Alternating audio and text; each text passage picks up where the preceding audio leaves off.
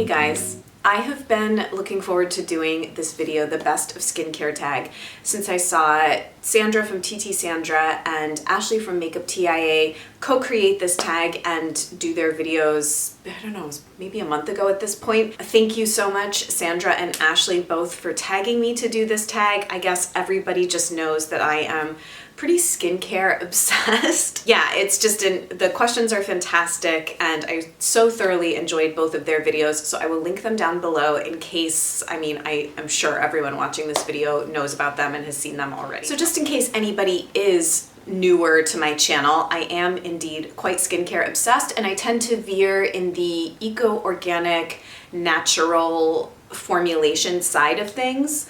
In skincare pretty exclusively. My broader beauty choices are sort of a little bit more 80-20, but my skincare does remain a realm that is very eco-centric. I do have a love for extremely luxe beauty products as well, although my thoughts on all of that sort of stuff has been really shifting and changing. So this tag is actually coming at a fantastic time because I really have been accumulating a lot of new skincare knowledge, getting very secure in my approach to skincare, and I won't be able to talk about all of that here, but it will get sort of peppered in. So enough of a preamble. I tend to do very, very long introductions to my videos. Let's just get into the tag questions and I will intersperse sort of my evolving thoughts and spin-off topics that I'll be dealing with in future videos coming up. For once, I'm not drinking tea. I am actually drinking coffee. It's the 4 Sigma Foods mushroom coffee. I do like half a packet at a time.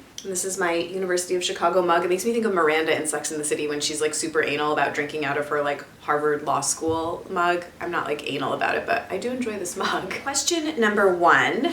What is your skin type? I have very normal skin. It's quite unexciting, to be honest. I had a very long history with dry skin, but in the last 2 years, I would say, it's really resolved. So I just had a facial at International Orange like a month ago at this point, and she skin typed me as being ever so slightly combination, which is sort of a first for me. So pretty normal. I do sort of sometimes still get dry patches and a little bit of excess oil just sort of here, really just kind of my nose, I think is the only oily part of my face. I sometimes will deal with surface dehydration, so I'll treat for that, and then otherwise I just kind of treat my skin normal with bent towards anti-aging, I guess. How do you store your skincare products is the second question. I store mine in my bathroom. I know that some people will say the humidity from the shower and everything will have a tendency to make products go off sooner. I mean, anything that I'm particularly worried about developing sort of a mold problem or going off sooner, I will store in the fridge, and it's a very minimal amount of things, to be honest. I find that nothing has gone off prematurely from storing it in my bathroom. I did do a whole skincare cabinet tour video if you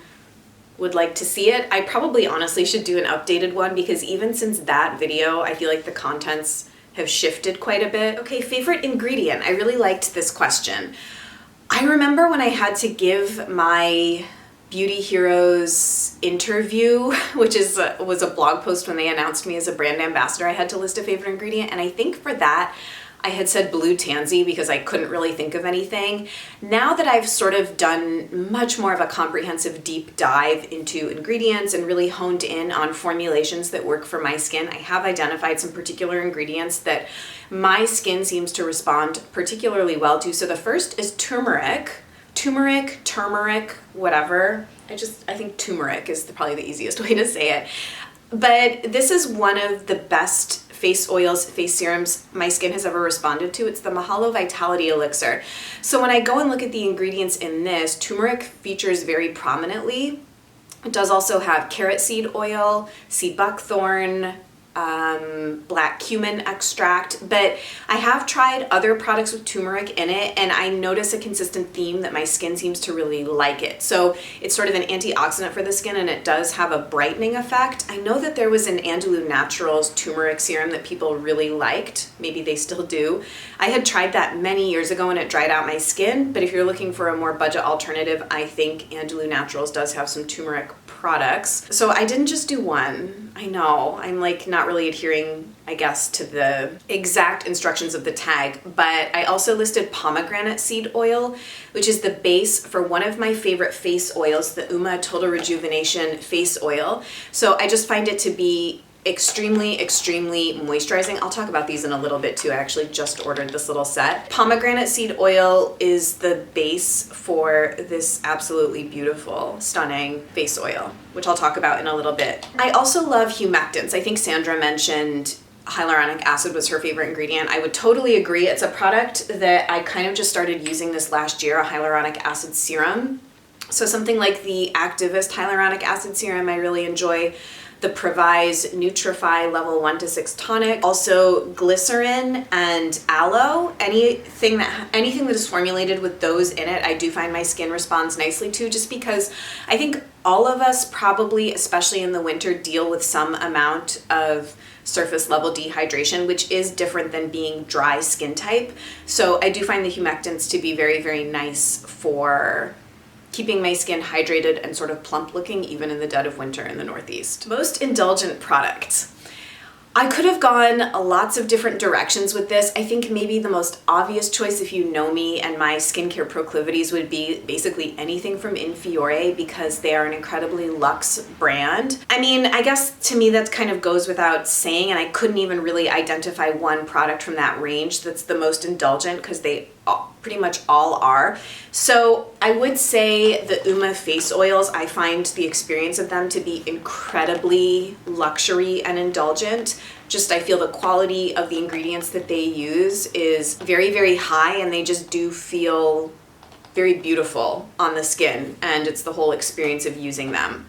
Then the other product I pulled is the Lena Hansen Global Treasures Eye and Neck Balm, I think this is called. It feels so indulgent because every product comes with gold flecks on the top. So I have talked about this product so extensively. I think it was in my Best of Beauty 2016. I feel like an Egyptian goddess when I use this. I don't know why.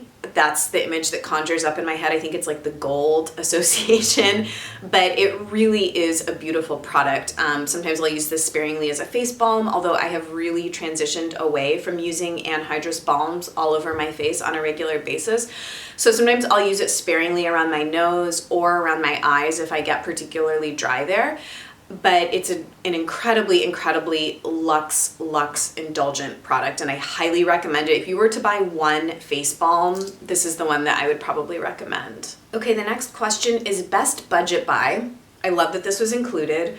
I have been having such a come to Jesus moment about the price of skincare and, you know, how the eco market has sort of mainstreamed and luxified and just become a whole different animal than I first became so interested in sort of the green beauty community. It's changed so much. I really need to do just a dedicated video sort of articulating, I guess, those thoughts that I have. But I have several different levels of budget options. So the easiest one, and for those of us that are not sort of beginners in skincare, you might turn up your noses, but I do think Acure makes very good starter eco beauty skincare products, or really just kind of like starter skincare products in general. They're readily available. The price point is great. There's a big jump in quality, I feel like, from them to even the upper end of the budget that I'm going to tell you. But if you just want some very basic things, I think that they're a really good option. Sort of if you want to spend a little bit more money than that, but still not, you know, branch out of that sort of Whole Foods mass distribution model, Michelle and Evan Healy are two brands that I used for a long time, and I still do kind of keep some of their products in rotation. I have the Michelle Vitamin C Serum, although I'm not sure I'm going to repurchase this. This is my second one of this, and I think it's a decent vitamin C product, but I actually just got a new vitamin C serum in, and I'm like getting so ahead of myself. Basically, I think that Michelle is a decent, pretty affordable brand. Their serums run from like $18 to $30, and they have ranges that cater to all different skin types. And then I think Evan Healy also does really beautiful, pretty moderately priced skincare. I love her hydrosols. I have tried sort of some of the creams and things that she does. They're a little bit heavy for me personally now that I'm more normal skin type, but if you particularly, I feel if you're sensitive or dry, you might really like Evan Healy, and she just seems like a great company with great energy. And then if you want to spend a little bit more than that, but still not go the route of like Mahalo or Infiore or Tata Harper or kind of that level of skincare, the first brand I would really recommend is Stark, because I've been obsessed with her rebrand and relaunch, and I'm going to be doing a full Stark review. But the price point on her products is really, really good, and I think you just get a very, very high quality product that's on par with some of the more like $80, $90, $100 products at basically half the price. So I think that they're a really good investment for super high quality stuff. And then another brand I just wanted to mention, because it's something that I'm starting to explore, is Jordan Samuel Skincare. I was very impressed with the ingredient list as well as how affordable his products are. A lot of you watching might already know about his products. In fact, I know a lot of you do, but he actually has an amazing YouTube channel that I've just been poring over for the last 2 weeks or so. But he's a former professional dancer that started his own skincare line, again, very cleanly formulated, and beyond his product line, which I should be getting in, I'm hoping early next week. I ordered his trio of products and I can't wait to try. His whole philosophy on skincare, for the most part, really resonates with me. He's kind of a less is more sort of person. He is still a proponent of using retinols, which is a whole other topic. I just think that there's different approaches, and it's basically you have to make a personal decision on your approach to skincare over the long term. But overall, Jordan Samuel's approach to skincare, Jess LaFleur at Stark's approach to skincare, and Tata Harper's approach to skincare, those are kind of the three people who I really gravitate to and kind of listen to in terms of how they approach looking after the skin. Carolyn Hirons, just to like throw this in there, I love her. I follow her religiously. She has a very kind of classic approach to skin and anti-aging that a lot of people fall in line with. I'm not comfortable using retinols personally right now. I don't really see that changing anytime soon. Actually, this ties into the next question. So let me just like transition. The next question is, do you use any tools? Clarisonic, Foreo, etc. The answer is no. I never have, and I do not like them. I know a lot of people see great results with them. Maybe I'm just not the target skin type, but it ties into a much broader issue in the skincare field and industry. Also, I should have made this disclaimer already, but I am not a certified esthetician. I did not become professionally trained in skincare. I am just an educated person who does her own research on skincare and forms my own opinions on these things, and also uses myself as an empirical test case, as we all do. I think that there's an epidemic of over-exfoliation generally that permeates the skincare world, the use of acid toners and tools, retinols. It's just, I think your skin can become very, very dependent on that kind of exfoliation. Now, granted, I am very, very fortunate to have unproblematic skin. I don't really have like pigmentation issues or scarring issues, and that's what a lot of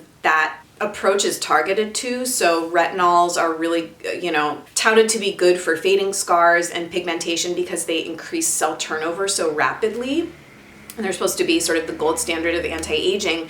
But I just think that there's so much over exfoliation that happens. I would never use an acid toner every day. I will use very kind of like gentle, both beta and alpha hydroxy acids, like maybe once or twice a week max, in sort of like a mask formula, like the Petal, which is a beta hydroxy mask, I think. For example, the Jordan Samuel Skincare Cleanser as well as Stark's Eclipse Cleanser both have white willow bark extract in them, which is a form of salicylic acid, which is also sort of a very gentle exfoliation. And then I am a big user of warm washcloths to steam off a balm cleanser, which is also a form of exfoliation. So I think the tools are like Clarisonic and all that. I think that they're a big racket, honestly, and I think over time you just get into a very vicious cycle with your skin. So I just lately have been so attracted to the less is more approach. Jordan Samuel. Also, you know who else is a less is more person is Adina Grigor, who's the founder of SW Basics. She's a very big fan of just kind of letting your skin do its own thing and not do so much to it. And I think especially now, since, the Korean skincare trends and like the 12-step routine. I mean, we all love products, but why I'm going off on like such a tangent, which is not the point of this video. But I've had all these thoughts like bubbling up for a while. I'll just leave that there. Okay, the next question is best mask. I've tried a lot of masks. I like so many of them for different reasons and kind of intuiting what my skin is feeling like. But if I really had to just pick one as kind of an all-rounder, the Osmia Protein Exfoliating Mask is so good on my skin. I just find it to tame redness, very gently physically exfoliate, tighten pores, makes my skin absolutely beautiful when I use this. The other one that I have always said is one of my favorites is the Petal. However, I did end up returning the most recent one I purchased from the detox market because I was just frankly really unhappy with the comparison between my first Petal, which I had used over the last year, and the new one that I got. The formulas just seemed quite different. I didn't feel like the second batch I had was as magical. So I'm quite disappointed in that because I've always talked about how amazing I think that product is. I might be trying one from Mahalo directly, so I'd be willing to see if that one kind of compared to the first one I had. So the Petal kind of RIP best mask, I guess, unless I find another batch that was similar, although I think they honestly did reformulate, which heartbreak emoji. Next question, best multi-use product. I think Stark's reformulation of their Grapefruit Cleanse and Hydrate Balm Aurora is a really fantastic multi-use product. If you go on her website, she has, I think, 3 or 4 different ways that you can use this. You can use it as a first cleanser balm. You can emulsify it with water and it turns into kind of more of like a cleansing milk or lotion. You can use it sparingly as a hydrating balm that's left on the skin. There's just like multiple ways to use it. And so yeah, this was kind of the first thing that jumped to mind with this question. Another one I might recommend if you're feeling like a splurge are these jars of the In Fiore. I don't know if they're all called the Solution Botaniques. I have the Fleur Vibrant, but they're basically an oil that can be used on the face and on the body, and they come in this larger bottle. Fleur Vibrant, I know they also do a comfrey one that's very popular, and I'm blanking on the others. But these I think are also a really nice multi-use product, both for skincare. They can also be used as body care. Although maybe the question is best multi-use for skincare. Whatever. Oh, this next question killed me. It's, if you had to stick to only one skincare brand, what would it be? Again, I think the obvious answer for me, everyone would think would be In Fiore, but if you honestly had to twist my arm and make me pick one brand, I'm being very serious about this, like one brand that I could literally only use, I honestly think it would be Tata Harper. Both because I love the products that I have so much, but also because the range that she has literally like everything I need. Not that In Fiore doesn't either. It's very hard for me to articulate the difference I feel between In Fiore and Tata Harper. They're formulated with different kind of aims in mind, I think. I mean, other ones I've said in the past, Mahalo is one of my favorite brands. Stark is quickly becoming like one of my favorite brands as well. So I honestly would be happy, I feel, using any of those brands, but then, yeah, I'm taking this like a little too seriously. You guys know like what my top stuff is, but if you had to pin me into a corner and answer this question, right now, I would say Tata Harper. How am I doing on time? Yep. Making it long, obviously. Okay, best spot treatment. I am not the best person to ask this question to, but I have the Osmia Organics spot treatment. Before this, I had the Burt's Bees, like tea tree roll-on. I get blemishes pretty infrequently, and if I do, I'll just dab a little of this on there, and it seems to help. I find that even if I do get a blemish, it's generally gone within a day or two. But I do think that I guess this helps. Okay, second to last question. Favorite step of your skincare routine. Now, I was very tempted to follow suit with what Sandra and Ashley both said. They both said cleansing. And I mean, cleansing the skin at the end of the day is one of the best feelings. It is such an amazing, particularly like going in with a first balm cleanse, which is what I like to do. Breaking down the makeup and massaging my face with a cleansing oil or balm is like unparalleled bliss. But I think my answer to this question would probably be masking. I love the whole experience of kind of like assessing my skin and seeing what it feels like it needs, and then selecting something and applying the mask and letting it sit on my skin for however long, and the results afterwards. I love the whole process of masking my skin. So I think that would be my answer to the question. Okay, the last question is, what's on your skincare wish list? Actually, my skincare wish list is not that long. I think because I have been going through this reevaluation and less is more approach, I have everything I need. I'm super happy with my routine right now. I really need to do an updated skincare routine because it's changed from my last one. But a couple things are on my wish list: the Tata Harper Purifying Cleanser and the Purifying Mask.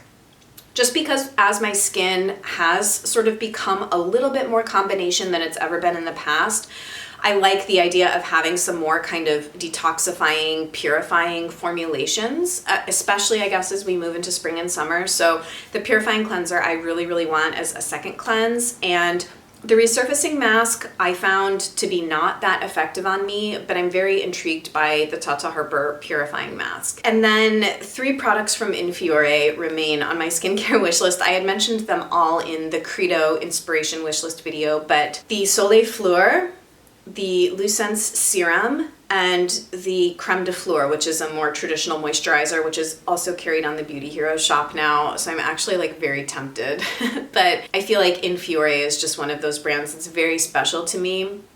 Beyond just the topical impact that it gives to my skin, it's a very holistic mind-body brand for me, and yeah, they're basically like perpetually on my wish list. That concludes the best of skincare tag. Absolutely adored doing this video. Talking about skincare is just so much fun, isn't it? I mean, like, we all are just like obsessed basically. But it's such a fun topic to talk about, and I really, really want to go become like a formally trained esthetician. Even if I never perform a facial on anybody, I would just love to study skincare in a very in-depth way. Although it's hard, right? Because a lot of traditional aesthetic schools, it's not really the approach that I want to take. Although Jordan Samuel did go to an Aveda training institute.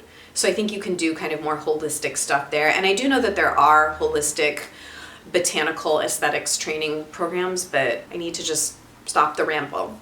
Okay, in terms of who I tagged to do this video, Andy the Green Queen.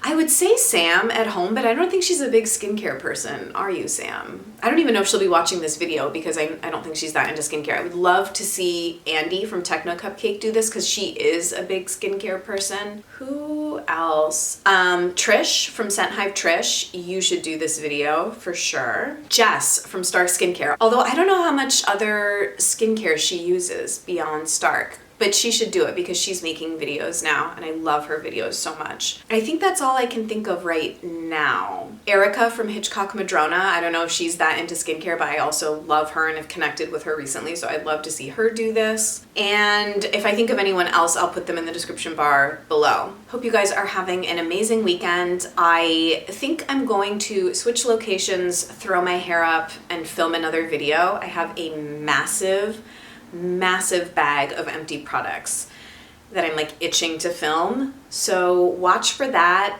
hopefully midweek if I have my shiz together this week, which is always like a roll the dice sort of thing. Thank you guys. It's always like so long and rambly for me to say goodbye, but I'll see you in the next one soon. Bye.